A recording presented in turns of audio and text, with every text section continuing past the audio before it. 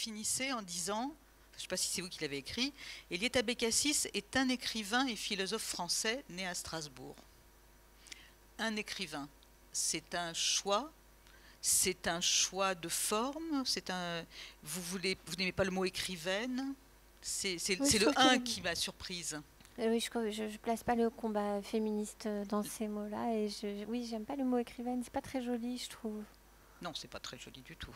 Donc, Donc vous avez fait passer l'élégance du français devant la revendication féministe. voilà. D'accord. Je mettrai le combat sur d'autres terrains D'accord. plus importants. Bon, alors, très rapidement, parce que je veux pas... vous le savez certainement, Eliette est la fille d'Armand Abécassis, dont tous les juifs ont entendu parler ou qu'ils connaissent plus ou moins bien, grand penseur, enseignant, talmudiste, spécialiste des relations entre le judaïsme et le christianisme. Elle est née, elle a grandi à Strasbourg. On parle rarement de votre mère. Votre mère, elle était psychanalyste, c'est ça? Oui, et professeure de psychologie à Strasbourg, enfin à Besançon, mais aussi vivant à Strasbourg. Et elle était psychanalyste. Enfin, maintenant, elle est à la retraite. Oui. Mais elle était, ouais. Vous avez grandi à Strasbourg, vous? Oui. Oui. Donc votre père est arrivé du Maroc, votre mère, Oui. je ne sais pas. Du Maroc aussi. Du Maroc aussi. Ouais, Donc, dans les famille années 50. juive pratiquante, venue du Maroc avec la tradition marocaine à Strasbourg. Si on avait le temps, je vous demanderais de me Ouais. raconter. C'est toute une C'est un histoire monde. que j'ai racontée un peu dans un livre qui s'appelle Séfarade d'ailleurs. Les Marocains, les Juifs marocains qui se sont implantés à Strasbourg et qui ont recréé une vraie communauté, parce qu'après la guerre, la communauté était décimée, et communauté qui a eu beaucoup d'importance, parce qu'il y avait beaucoup de Marocains qui venaient et qui s'établissaient à Strasbourg. Parce que c'était un dans ce lieu climat. d'études juives, parce que... Oui, parce qu'il fallait recréer, je pense, une vie juive, donc on les incitait à venir. Et, D'accord. et eux avaient envie de partir, enfin, c'était le moment où Oui. tout le monde partait. Mais c'est vrai que l'acclimatation a dû être rude quand même entre Marrakech et, pour ma mère, et Casablanca et Strasbourg. Pour votre C'était père. bizarre, ouais. Bon, alors vous, donc après cette enfance, vous prenez la voie royale, c'est-à-dire études brillantissimes, Hippoca une Cagne au lycée Henri IV à Paris, agrégation de philo. Vous enseignez la philo, enfin vous avez enseigné à l'université de Caen, vous enseignez Ouais. toujours? Non, Non. j'enseigne plus. Maintenant, j'écris. J'ai enseigné pendant 3 ans à Caen, la philo. Donc maintenant, vous vous contentez d'écrire. Et c'est pareil, le jour où vous décidez d'écrire votre premier livre, vous avez une bourse d'échange, vous êtes à Harvard aux États-Unis. C'est ça quand Oui, vous, c'est ça. je ne sais pas si vous commencez votre premier livre là-bas ou si vous le terminez. Je l'avais commencé ouais, je l'avais commencé à Paris, mais je l'ai vraiment écrit là-bas. Ouais, j'ai eu l'impulsion de l'écrire là-bas plutôt que de faire ma thèse en philo. Et je suis revenue avec ce livre sous le Qui bras. était Qumran. Oui, Alors Qumran, bon, on ne va pas s'étendre parce que c'est pas l'objet ici, mais c'est ce que vous appelez un thriller ésotérique, c'est oui, ça? c'est ça. Ce sont des aventures à suspense sur fond ésotérique. Je ne peux pas vous dire que je vous recommande sa lecture parce que il est paru il y a 30 ans, 25 ans, Oui, c'est vrai. hein, ça fait un 25 ans, bail. ouais, ça fait un bail. Et succès immédiat, traduit en 18 langues, bingo dès le premier coup, quoi. Oui, bien, enfin, la publication a été très longue parce que tous les éditeurs l'ont refusé pendant 1 an. Et puis après, il y a un petit éditeur qui l'a accepté. Et effectivement, ça a été une drôle d'aventure de voir ce succès complètement inattendu vu tous les refus que j'avais eus. Et puis je me suis accrochée parce que j'avais des lecteurs qui étaient des amis en fait et qui aimaient ce livre. Donc j'ai continué d'y croire malgré tous les refus. Vous aviez fini votre manuscrit, vous l'aviez envoyé Oui, fini. C'est-à-dire que vous n'avez oui, pas fait le truc qu'on fait quand on est un pro, on envoie 2 chapitres et non, ça c'est après. ça c'est après. Bon, alors à partir de là, donc vous devenez à la fois romancière, vous êtes aussi scénariste, vous écrivez pour le théâtre, vous avez une occupation de côté sur le luxe et la mode qui Ouais. visiblement vous intéresse. Vous écrivez dessus, c'est ça? Vous faites des chroniques Oui, de mode? oui, enfin je l'ai fait de temps en temps pour des journaux. Oui, de temps en temps, quoi, à côté. Oui. Bon, pour en revenir à votre, avant d'en arriver, puisque ce soir l'idée, on a dit, c'est que vous allez lire de larges extraits avec un accompagnement musical de Nos Rendez-vous, qui est votre dernier roman. Mais avant, je voulais vous poser une question qui m'est inspirée par la lecture d'un blog, je ne sais plus, ou d'un site, je crois que c'est Babelio. Il y a un de vos lecteurs ou une de vos lectrices, on ne sait pas puisque c'est anonyme, qui dit à propos de votre livre, Nos Rendez-vous, qu'il y a 5 ans à peu près, 6 ans, Femme Actuelle avait commandé une série de nouvelles à des écrivains pour fêter ses 30 ans. Et que vous aviez envoyé une nouvelle qui était l'histoire d'un homme et d'une femme qui se rencontrent, qui se loupent, qui se retrouvent. Ils n'avaient pas les mêmes prénoms que les héros de Nos Rendez-vous, mais en gros, c'est la trame de ce dernier roman. Oui, alors c'était pas tout à fait ça. C'était, enfin, si je me rappelle bien, parce que j'écris beaucoup de nouvelles, mais c'était une histoire où il y avait c'était en parallèle, il y avait deux histoires d'une femme et d'un homme qui devaient se rencontrer. Et il y en avait une dans les années 80 et une aujourd'hui. Et effectivement, dans les années 80, ils se rataient à cause d'un coup de fil. Et puis aujourd'hui, ils se retrouvaient mais en fait, ils auraient mieux fait de ne pas se retrouver. Enfin, il y avait une sorte de chassé-croisé comme ça. Donc Mais dans en la fait, c'est nouvelle, vrai ça qu'il y se a une termine même mal. thématique. Oui, ça se terminait Ça mal. se terminait On mal. va pas dire comment ça se Non, termine. on va rien dire là. Mais moi, il y avait 2 choses qui m'ont frappé quand j'ai lu ce truc. D'abord que les lecteurs sont extrêmement attentifs. Ils se souviennent d'une nouvelle qu'ils ont lue dans Femme Actuelle il y a 6 ans.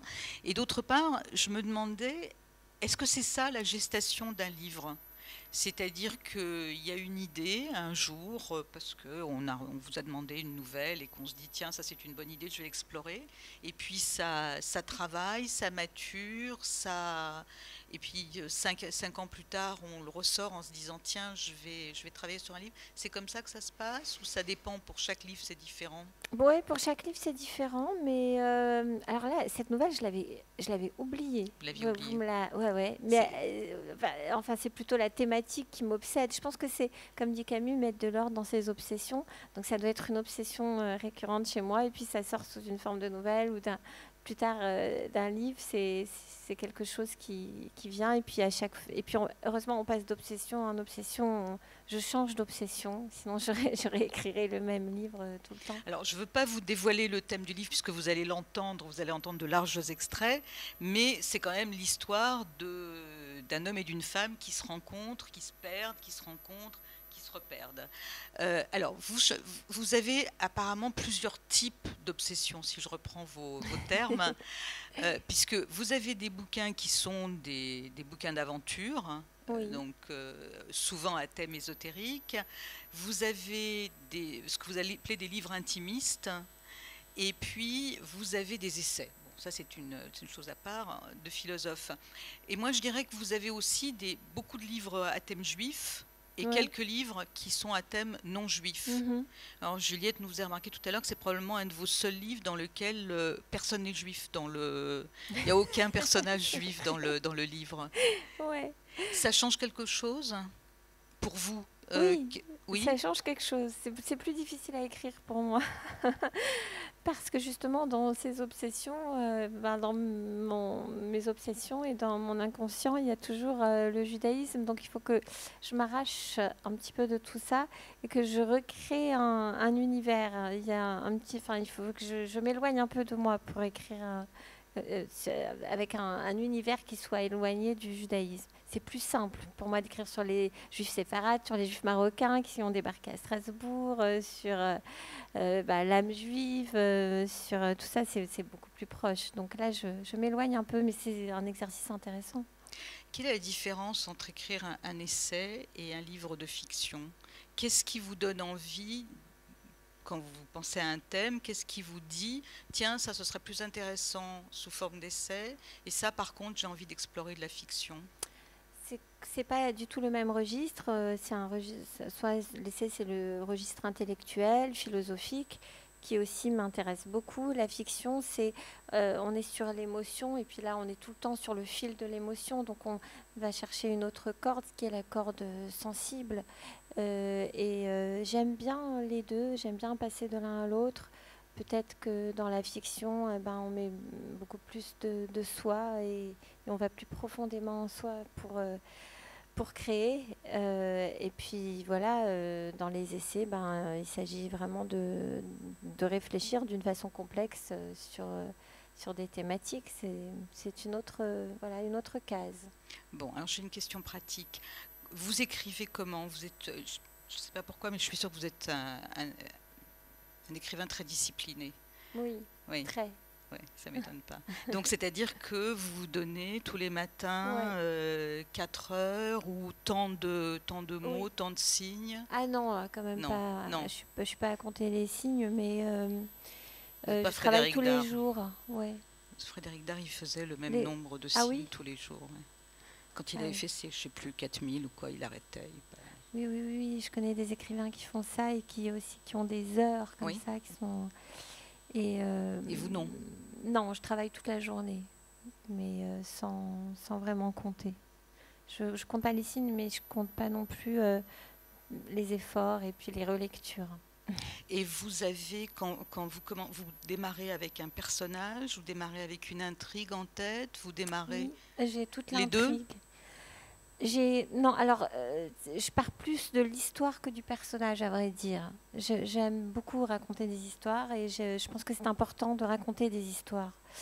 Donc, je pars plutôt de ça et puis après, je construis les personnages à partir de l'histoire. C'est pas l'inverse. Mais je sais que on peut aussi avoir une démarche inverse. C'est tout à fait possible. Et qu'est-ce qui vous amuse plus? Ça vous amuse plus d'écrire un livre intimiste comme ça, une histoire de couple, ou une grande fresque qui se passe sur 3 siècles et qui donnera une trilogie? J'aime bien passer de l'un à l'autre. J'aime bien faire des choses différentes. J'aime bien ne jamais faire le même livre. J'aime bien explorer des univers, faire plein de recherches pour écrire un livre, plein de documentation comme j'ai pu le faire. Et j'aime bien aussi écrire des histoires qui partent plus d'impressions, de sentiments, de sensations. C'est un travail complètement différent. C'est vrai que ça, je n'avais jamais fait vraiment comme ça. Et là, j'ai travaillé à l'économie et à la concision et en travaillant chaque mot, et j'ai aimé aussi faire ce travail-là. Je voulais vous poser encore une question, puis après je vais vous laisser passer à la partie lecture musicale. Vous êtes une romancière, vous êtes une juive affirmée, vous êtes une voix qu'on écoute. Si vous deviez vous engager dans la communauté aujourd'hui, ou peut-être que vous êtes engagé dans la communauté en dehors de votre écriture, quels sont les thèmes qui vous paraissent prioritaires pour aujourd'hui quand on est juif en France? Alors, ce qui me semble prioritaire, c'est de rassembler tous les juifs, parce que je trouve qu'il y a beaucoup d'instances qui sont pas représentatives et qui sont censées représenter la communauté. C'est très dommage pour nous. Vous parlez de quoi? Du consistoire, du CRIF? Oui, du consistoire. Du consistoire. Je pense qu'il faut absolument s'intéresser aux femmes, au problème du guet. Ça me paraît essentiel, parce que c'est vraiment une honte pour le judaïsme de traiter les femmes comme ça. Donc il faut que ça évolue impérativement. Et puis il y a des problématiques qui sont très urgentes, comme la cache-route. Là aussi, il y a beaucoup à faire. C'est-à-dire? Donc défendre la cache-route, qui est de plus en plus menacée, la rendre peut-être plus accessible, moins chère. Mais avant tout, essayer de rassembler quand même, parce que là, c'est pas possible qu'on soit dans des guerres intérieures alors qu'on est déjà tellement menacé à l'extérieur. C'est totalement aberrant. Bon, je vais vous poser une question sur ce que vous allez faire maintenant. Alors, je vais vous présenter Juliette qui accompagne Eliette dans cette lecture. Alors, Juliette, elle est musicienne depuis toujours. Elle a commencé à l'âge de 7 ans. Elle travaille sur deux instruments aussi différents l'un que l'autre. C'est inimaginable, puisque d'un côté, ce soir, vous la verrez et vous l'entendrez à la flûte traversière. Mais sinon, son autre instrument, c'est le violoncelle. Donc, c'est très léger et très imposant. Et puis, c'est pas du tout le même registre, question voix. Elle est aussi chef de chœur. Elle travaille, on en parlait un peu avant que vous arriviez. Elle travaille avec des enfants à Trappes qu'elle initie à la musique classique. Elle fait un travail fabuleux. Elle nous disait qu'elle a des chœurs de 350 personnes et qu'elle elle fait chanter la Traviata à des gamins des cités. Enfin bon, et là, ce soir, vous allez l'entendre accompagner Eliette. Eliette, pourquoi une lecture musicale? Ça vous suffit pas, le papier et le crayon? Non, ça Alors suffit pourquoi une pas. lecture, hein, une lecture musicale par ailleurs? Alors, je tiens vraiment à faire des lectures sur ce livre parce que c'est un livre qui parle d'amour. Et quand on fait des conférences sur l'amour, vraiment, c'est très compliqué. J'ai commencé à le faire, mais commencer à disserter sur l'amour, ça ne va pas. Il faut, Qu'est-ce que ça voilà, peut être être qu'est-ce dans que c'est une l'émotion. conférence sur l'amour? Ben, on est obligé, quand on parle de ce Ah livre, d'accord. de commencer à dire alors l'amour c'est, l'amour c'est, l'amour c'est. En fait, on sait tellement pas ce que c'est. Ça va pas. Justement, il faut aller dans le registre de l'émotion, de la sensation. C'est pour ça que c'est important pour moi, essentiel d'être accompagné, mais plus qu'accompagné, d'être complété, je dirais, par la musique qui va épouser les mots. Et justement, pour aller encore plus loin dans ce registre de l'émotion, parce qu'il y a que ça à faire, en fait, dans cet indicible de l'amour. Bon, bah écoutez, j'ai le plaisir de vous laisser la scène, de vous laisser l'estrade, de vous laisser lire. Je ne sais pas comment vous faites, j'imagine que vous introduisez chaque passage ou vous les lisez comme ça. Non, Vous non, allez monter ça. oui, on va, voilà, la musique et puis les mots vont s'enchaîner naturellement. Vous allez voir.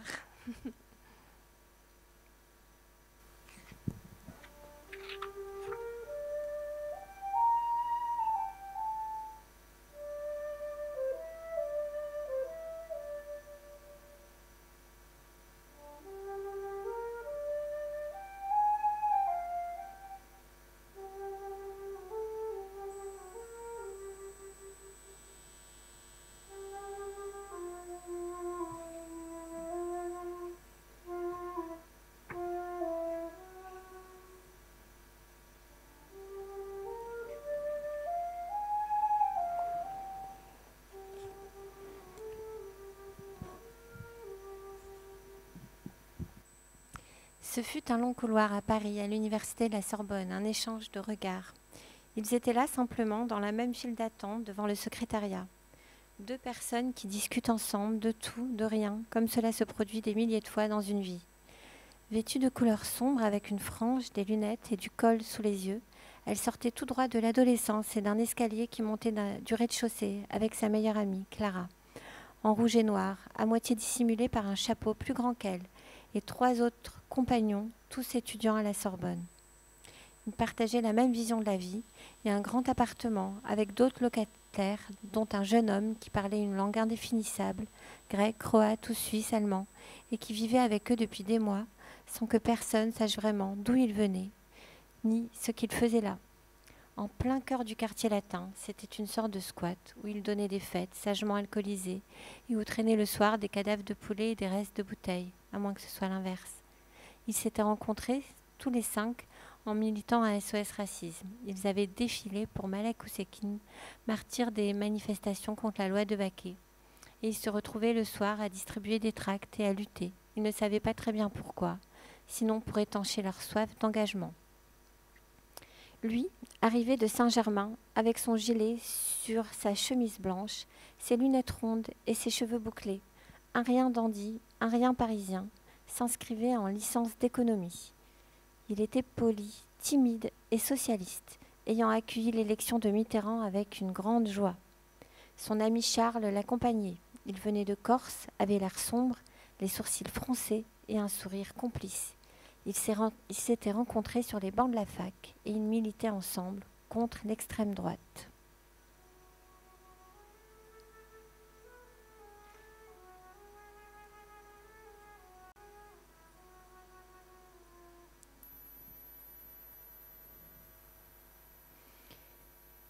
Ils avaient 20 ans. Ils n'avaient que 20 ans. Et c'était là, en sortant du café des Capucines, lorsque le jour se lève, que leur histoire devait commencer, car ils auraient dû se revoir, prendre un verre, puis un autre, se plaire, et se le dire, puis s'embrasser sur un quai, en sortant du cinéma ou du restaurant, s'appeler au téléphone pour un rien, et puis un soir ou une nuit, ou peut-être à l'aube, lorsque le jour se lève, après 1000 étreintes et 1000 baisers, faire l'amour et s'aimer et se le dire et se marier, après quelques jours, quelques mois ou quelques années, à la mairie de Bernay ou à Montmartre, en présence de leurs familles respectives et respectueuses, une robe blanche et un bouquet de fleurs, et peut-être un enfant ou deux ou trois, suivre leurs premiers regards, leurs premiers mots et leurs premiers pas, faire des photos et des albums photos, partir en vacances au bord de la mer et construire des châteaux de sable, emmener les petits au parc et les grands à l'école, fêter les anniversaires, les regarder grandir, quitter la maison et commencer leurs études, s'inscrire un jour à la Sorbonne, là où ils se sont rencontrés, là où ils aimaient encore aller pour se souvenir du temps de leur jeunesse, et cette fois où dans cette file, ce couloir, leurs regards se sont croisés, et leur destin aussi. Or, rien, absolument rien, ne se produisit de tout cela.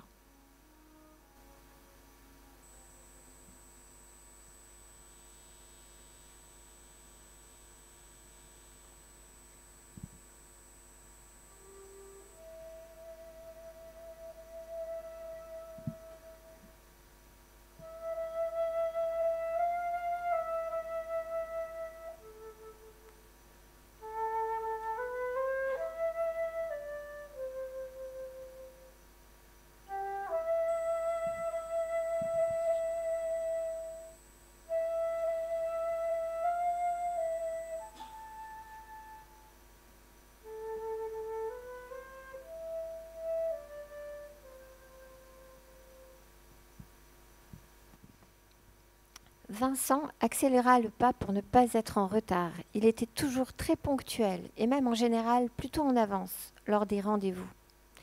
Il arriva au café, place de la Sorbonne. Il mit la main dans sa poche et il en sortit ce qui restait de sa vieille montre au cadran cassé, mais qu'il gardait précieusement car elle avait été offerte par son arrière-grand-père à son grand-père, qu'il avait donnée à son père avant que celui-ci ne la lui remette lors de sa communion. C'était son grand-père qui lui avait transmis l'amour de la musique à travers le piano. Puis il avait insisté pour l'inscrire à des cours au conservatoire car il pensait qu'il avait un don, aux grandes dames de son fils, un grand-père mélomane qui aimait jouer du piano. Il gardait toujours la montre sur lui comme un talisman à mesurer le temps qui passe. Il était en avance de 10 minutes. Il ne voulait pas rater ce rendez-vous. Cette fille lui avait plu. Un je ne sais quoi en elle l'attirait. Un jeune homme se mit à jouer du violon sur la place. C'était un air de forêt qui l'envoûta, et son esprit vagabonda dans les méandres de son adolescence. Son voisin, pianiste concertiste, lui avait tout appris. Puis il était entré au conservatoire où il se rendait pour les cours de solfège, de piano et de chant. Les examens, le concours, le travail acharné. 1500 répétitions sur une mesure pour arriver à la perfection.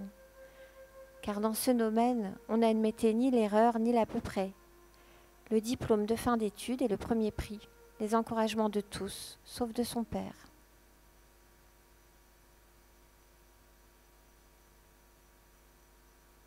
Au bout d'un moment, presque 1 heure de retard, il n'y croyait plus du tout. Il se leva du banc où il était assis et il partit lentement. Il disparut au coin de la rue, sur le boulevard Saint-Michel, au moment même où une fille vêtue d'une robe sombre, l'air épuisé par une course haletante, débarquait sur la place, cette place pleine de surprises et de rebondissements, théâtre cruel et sauvage de la vie, gouverné par une intrigue générale dont on ignore tout, et qui est toujours plus déconcertante que n'importe quel roman, car le vrai n'est pas vraisemblable, ainsi qu'il était écrit dans la dissertation qu'Amélie avait eue au bac de français, au sujet de la phrase de la célèbre préface de Pierre et Jean de Guy de Maupassant. Pendant qu'elle arrivait, Vincent lui s'éloignait d'un bon pas, déçu mais pas démoralisé. Le lendemain, il partait pour un tour d'Europe avec des amis, en train et à vélo. Des vacances savamment orchestrées depuis des mois. La Suisse, l'Italie, la Grèce, jusqu'en Égypte. Non, vraiment, tout cela n'avait pas beaucoup d'importance.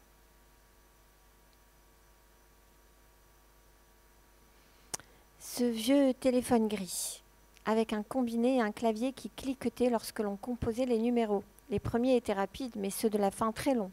Il s'agissait de ne pas se tromper, ou il fallait tout recommencer. À chaque appel, on entendait une sonnerie stridente et on accourait. Il était posé près du lit d'Amélie dans la chambre de l'appartement qu'elle partageait avec ses innombrables colocataires. Chacun avait le sien, car quoi de plus énervant que ces conversations qui duraient pendant 1 heure, le combiné coincé entre la joue et l'épaule. Amélie avait hésité une seconde de trop avant de décrocher. Et si c'était sa mère? Mais si c'était Vincent? Et s'il voulait annuler? Elle désirait tant le revoir qu'elle ne voulait pas prendre ce risque.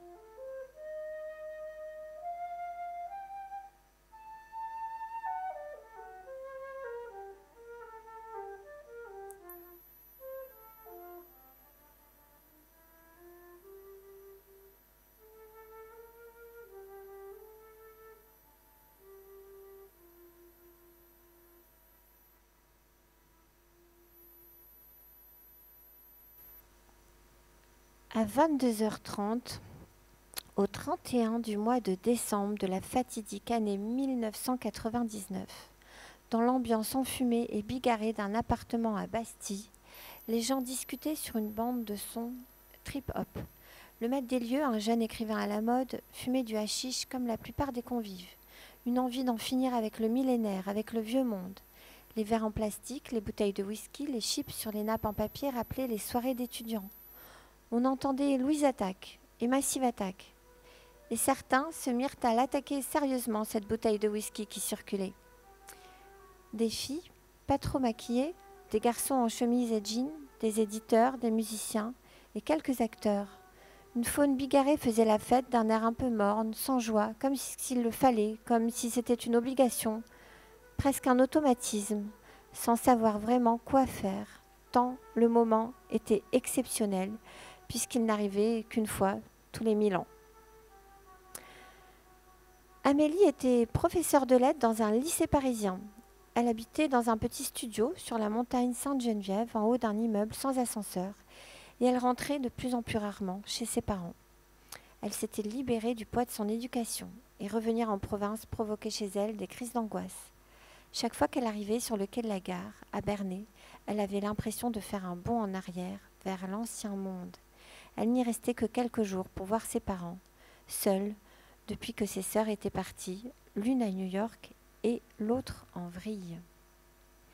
Elle était venue à contre-cœur à cette soirée avec sa meilleure amie Clara, dans une vieille, très vieille Fiat blanche et défoncée, remplie de toutes sortes d'affaires, d'habits, de souvenirs, ainsi que d'un énorme chien que son amie avait trouvé dans la rue, en train de hurler, et qu'elle avait recueilli chez elle, après le décès de l'autre, Comme il aboyait sauvagement lorsqu'elle partait, sans doute une angoisse d'abandon, elle était bien obligée de le prendre partout où elle allait.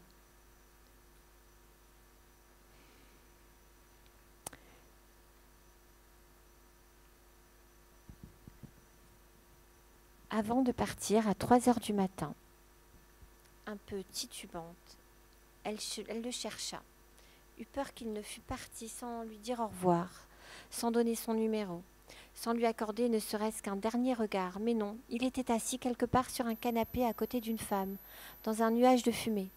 Elle s'approcha, il la regarda avec intensité. En fait, il ne la quittait pas des yeux. Mais que signifiait ce regard? Une envie de l'embrasser, une passion réelle, feinte ou réprimée, ou tout simplement un signal de départ, la fin de ce moment suspendu? Comment déchiffrer en si peu de temps autant de messages contradictoires? Peut-être l'embrasser sur le coin de la bouche par maladresse ou par facétie? Elle espéra qu'il voudrait la raccompagner chez elle, qu'il prolonge la soirée, prenne un dernier verre, rient, passent la nuit ensemble, se disent qu'ils s'aiment, se marient, fassent des enfants, qui feraient des enfants, et ainsi de suite. Mais il ne dit rien. Quand elle parvint à faire entendre qu'elle partait sur le son de protection de Massive Attack, en effleurant son oreille de ses lèvres, elle sentit son cœur battre. Il murmura « Tu pars déjà ?»« Oui, il est tard, et mon amie Clara a une voiture. Elle me raccompagne. » Et comme il ne répondit rien, rien de plus, rien du tout, elle finit par lui donner son numéro, qu'elle nota sur une serviette en papier. « Ne le perds pas. » Et aussitôt s'en voulut d'avoir pris les devants, d'avoir insisté, d'avoir espéré, de réagir avant lui, et redouta déjà de devoir passer les prochains jours à attendre qu'il l'appelle, par politesse, par délicatesse, par envie ou par réciprocité. Il lui souffla le sien qu'elle nota sur sa main. La moitié des erreurs qu'on fait dans la vie est à cause de la précipitation, l'autre moitié à cause du défaut d'action. Vincent, ce soir-là, avait commis les deux, puisqu'il n'avait pas proposé à Amélie de la revoir, et puisqu'il s'était marié. La femme qui était assise à côté de lui était sa femme.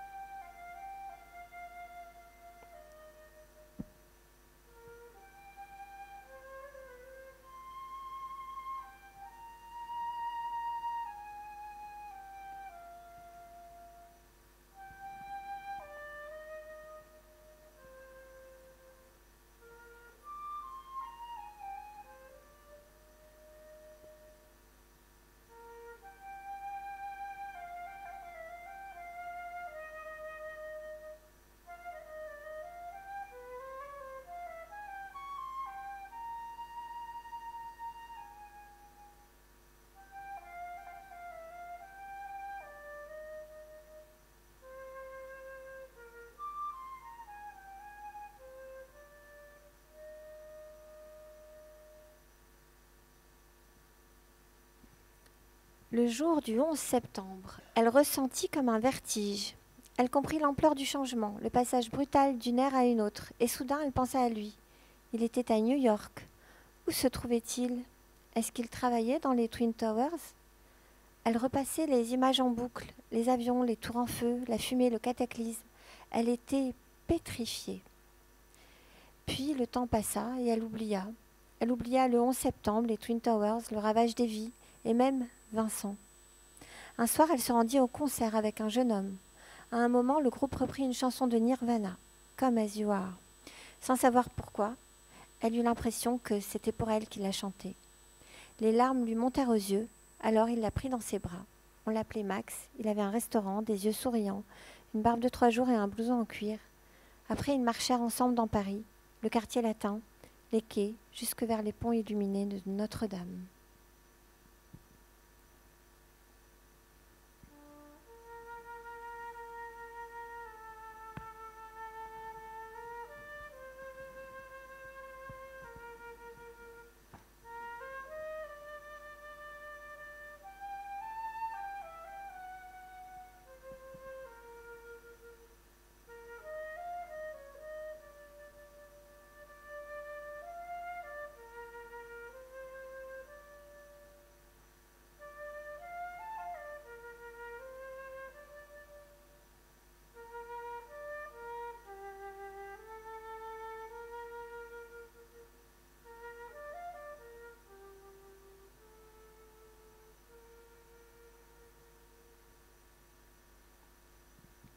Le 16 décembre 2008, Amélie fit le compte. Cela faisait bien 5 ans qu'ils ne s'étaient vus. La dernière fois, il lui avait annoncé la naissance de son enfant.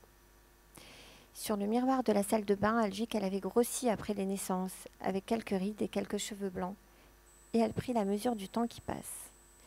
Elle alla chez le coiffeur, coupa ses cheveux, fit une couleur, sortit un tailleur, puis une robe, puis une jupe et un pull, et enfin encore un pantalon, mit des talons pour paraître plus élancée, se maquilla, se parfuma comme pour sortir le soir, changea encore, finit par mettre un jean et un t-shirt, et le rejoignit dans un restaurant, dans la rue de Ponthieu où il avait ses bureaux.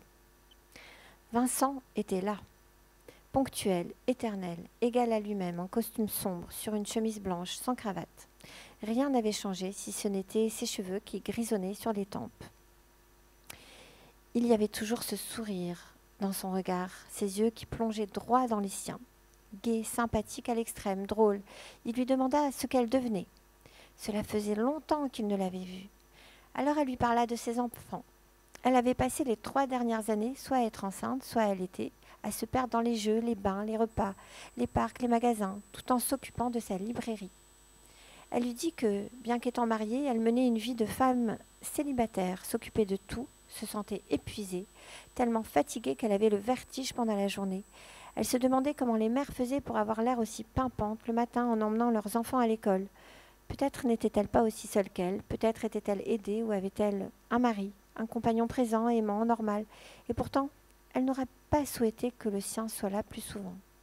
« Quel âge ont tes enfants ?» lui demanda-t-il. Arthur a 2 ans et demi et Pauline 1 an. Et tes parents, ils habitent toujours en Normandie? Oui, je ne les vois plus beaucoup, à vrai dire. Moi non plus, j'ai pris la distance depuis l'enterrement de mon grand-père l'an dernier. Je suis désolée pour toi, je me souviens que tu étais proche de lui. Oui, c'était triste, mais ça va maintenant. Et ton mari, il est médecin, c'est ça? Elle ne lui dit pas qu'elle ne supportait plus ni Fabrice ni ses parents, qui dégoulinait de bons sentiments, que son mariage n'était plus qu'hypocrisie et souffrance, que la maternité tuait leur couple déjà défait par la vie en commun et la maltraitance de celui qu'elle avait cru aimer, l'espace d'un instant, dans un moment d'égarement ou d'affolement hormonal.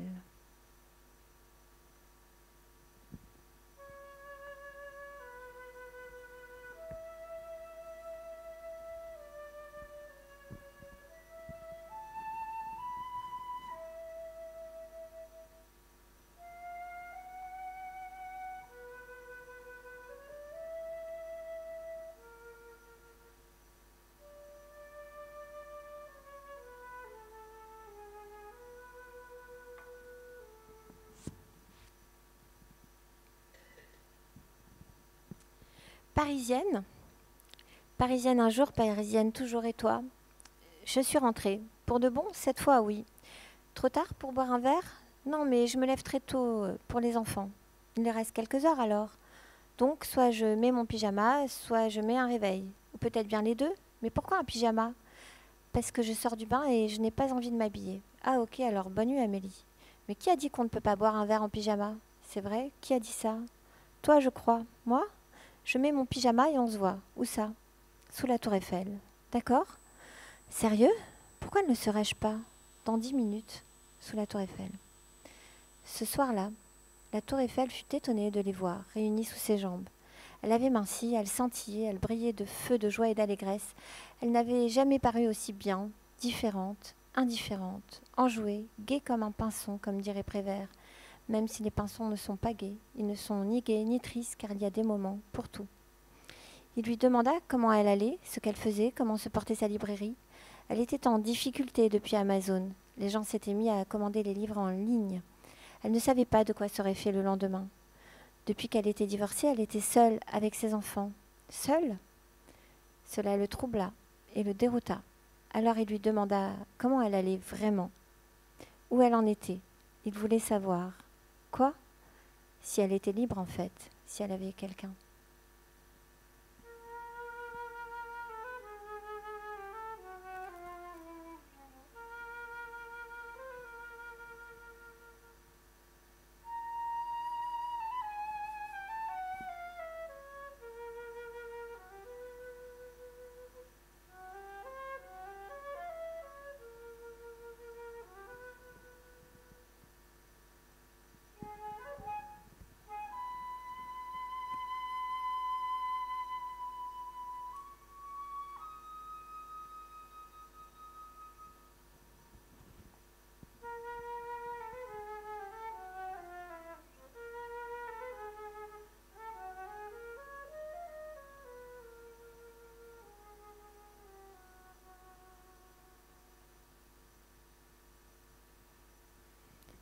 Après le rendez-vous sous la tour Eiffel, Vincent marcha pendant longtemps dans la nuit. Il se demandait pourquoi Amélie avait fui. Il se disait que c'était à cause de lui forcément, qu'elle ne l'aimait pas, qu'il ne lui plaisait pas, qu'il s'était juste imaginé qu'elle était libre. Peut-être ne l'était-elle pas. Il s'était fourvoyé, il n'y avait pas vu clair dans le jeu curieux de la vie, de l'amour et du hasard. Il s'était trompé au sujet de ses propres sentiments pendant si longtemps, et maintenant il se déclarait à une femme qui ne voulait pas de lui. Elle et lui, ce n'était pas pour lui, pas pour elle. Il pensait la fuir et c'était elle qui fuyait. Il se retrouva bientôt au milieu de la nuit, place de la Sorbonne, en cet endroit où ils s'étaient connus. C'était hier, c'était il y avait plus de 20 ans. Il avait attendu, elle n'était pas venue, c'était un signe, c'était le destin. Et pourtant il y avait bien eu cet échange de regards dans le couloir, la file d'attente. Il se rappela combien elle lui avait plu, si jeune, si enfantine, innocente et inaccomplie à l'aube de sa vie. Il se remémora leurs premiers mots, leurs sourires, et toute cette nuit à parler ensemble de tout, de rien, de l'amour aussi. Soudain il comprit que ce soir-là, il était tout simplement tombé amoureux, sans le savoir.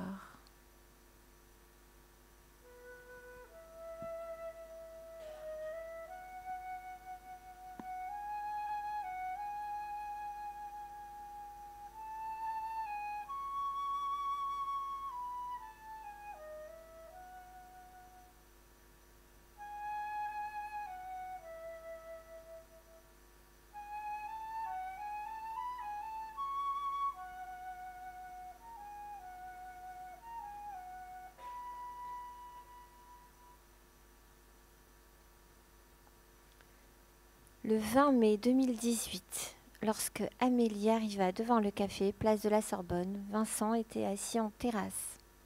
Elle s'arrêta pendant un moment pour le contempler.